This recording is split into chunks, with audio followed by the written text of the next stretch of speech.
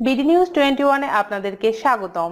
দেশ বিদেশের সর্বশেষ সংবাদ নিয়ে সঙ্গে আছি আমি মঞ্জুমা লিপি। যাত্রীবাহী একটি উড়োজাহাজ রানওয়ে থেকে পাশের অগভীর হ্রদের পানিতে ছিটকে পড়েছে।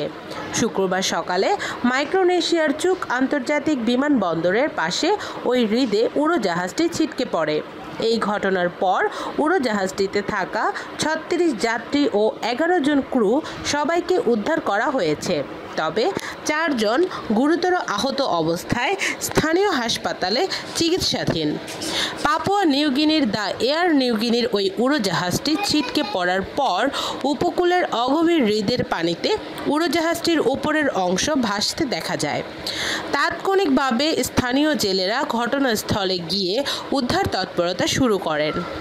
উড়োজাহাজটি মাইক্রোনেশিয়ার পোনাপে দ্বীপ থেকে পাপুয়া নিউগিনির রাজধানী মোরশবির উদ্দেশ্যে উড্ডয়নের চেষ্টা করে ব্যর্থ হয়।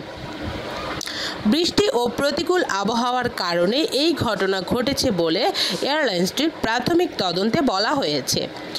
দেশটির স্থানীয় হাসপাতালের একজন কর্মকর্তা রয়টার্সকে বলেন, উড়োজাহাজটি ছিটকে পড়ার পর 4 যাত্রী আশঙ্কাজনক অবস্থায় রয়েছেন। উড়োজাহাজটির যাত্রী বিল জেনিস বলেন, ভেবেছিলাম আমরা অবতরণ করেছি। পরক্ষণে দেখলাম প্লেনের পাশে একটি জলাশয়, সেখান থেকে পানি আসছিল। উদ্ধারকারীরা সেখানে পৌঁছানোর আগেই কেবিনের ভেতর কোমর সমান পানি হয়ে যায়। এই দুর্ঘটনার শিকার এক যাত্রী হাসপাতালে গিয়ে চিকিৎসকের কাছে সেই পরিস্থিতির কথা বর্ণনা করতে গিয়ে বলেন, প্লেনটি পতনের সঙ্গে সঙ্গে দরজা খুলে গিয়েছিল।